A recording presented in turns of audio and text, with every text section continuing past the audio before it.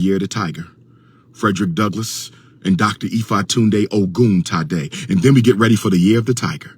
It only comes around once every 12 years. Last time we had a Year of a Tiger, I took over the Black Consciousness Movement.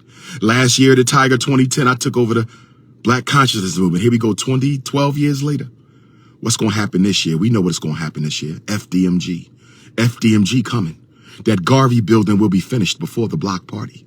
Oh, yes, the gymnasium will be done, brothers and sisters. Understand, overstand, and understand. Institutionalization or extermination. We will either create our own reality. We will rebuild the Black Wall Street, or we will perish as fools. That's right. There is no more sucking the titty of the U.S. government. There is no more sucking the breasts of the U.S. government. Helping black folks, not like they ever did, but giving the illusion that they were helping black folks is all the way over. It is dead and gone. Black people will either do for ourselves or we are doomed. There is no more begging the government. And you did this to yourself. When Barack Obama got elected and you acted like it was a solution. You did this to yourself. When Barack Obama got elected, you acted like you got what you wanted. When Barack Obama got elected, you acted like nothing else mattered to Black America but a black man in the White House. You did this to yourself when you didn't make that Negro do one thing for black people for 8 long years. That's right. Everything Joe Biden is doing, Barack Obama did the same thing. Barack Obama did the same thing, and you celebrated him. We put ourselves in this hole. We put ourselves in this hole.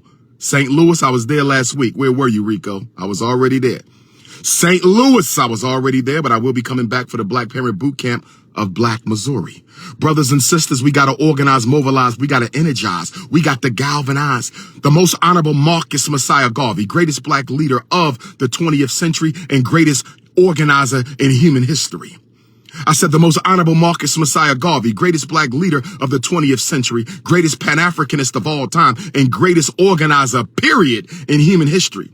Said if the black man and woman are not careful, you will drink in all the poison of Western civilization and die from the effects of it. Mr. Garvey said the greatest weapon used against the Negro is disorganization. Garvey said that a race without power and authority is a race without respect.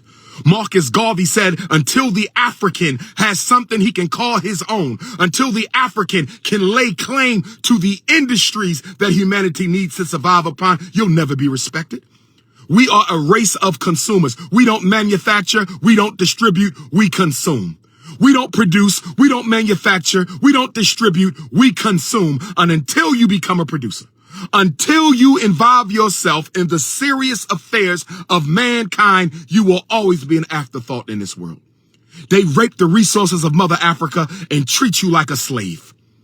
They exploit your sons and daughters through athletics and entertainment and treat you like a damn slave. They make trillions of dollars off of black culture and they still treat you like a damn slave. When are we going to wake up? You send your kids to go fight in his war, you get nothing for it. When are we going to wake up? You slave for him, decade after decade, you dedicate your whole life to a white corporation, and then they fire you 5 years before retirement. And before they fire you, they force you to train your white replacement. Before they fire you, they force you to train your white replacement. When are we going to wake up?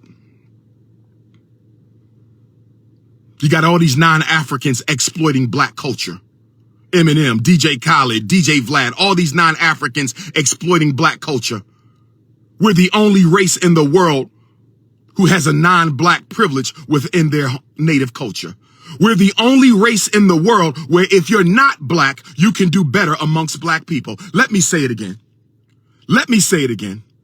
Understand, overstand, and understand. Let me say it again. We are the only race where people who don't belong to the race can do better than people in the race within our own culture. No, that's not true. Nobody's going to do better than Mexicans in Mexican culture. Nobody's going to do better than Jews in Jewish culture. Nobody's going to do better than Chinese in Chinese culture. Nobody's going to do better than an Italian in Italian culture. But all the DJs we got, DJ Khaled is at the top. All the rappers we got, Eminem is at the top. All the hip-hop YouTubers we got, DJ Vlad is at the top. Come on now. And I'm not attacking them. I'm using them as examples because they're not the only ones. Why is there so much non-black culture non-black privilege in black culture. Justin Bieber, Justin Timberlake, Justin Bieber, Justin Timberlake. How the hell they at the top of the R&B world? They don't have half the talent of these brothers and sisters, but we have a non-black privilege in black America. There is no greater evidence of our self-hatred than a non-black privilege in black America. I'm sick and tired of this. Stop the cooning. Stop the cooning. We got to separate out the Africans who ready for war and those who want to stand with the power structure. Not physical combat at this time, political, intellectual, economic, cultural, social. Who is unapologetically committed to African liberation and who has their reservations? Because if you have your reservations, you do not need to be a part of this army. If you have reservations, you don't need to be a part of this army. Some Negroes talk black talk, but when it's time to do the work, oh no, we will never make a difference.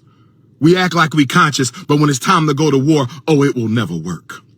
We act like we love black people and black history and black culture, but when it's time to speak truth to power, you know where to be found. This is why most black scholars historically have not made a difference in the freedom struggle. Let me say it again. This is why most black scholars historically have never made a difference in the freedom struggle. Because they have all the information, they have all the knowledge, they have all the history, they know all the culture, but they don't do anything about the war on the streets. Crisis of the Negro Intellectual, Harold Cruz, read the book. Crisis of the Negro Intellectual, Harold Cruz, read the book. No disrespect, but most of your athletes and entertainers will side with the power structure. No disrespect, but most of your athletes and entertainers are going to side with the power structure. No disrespect, but most of your athletes and entertainers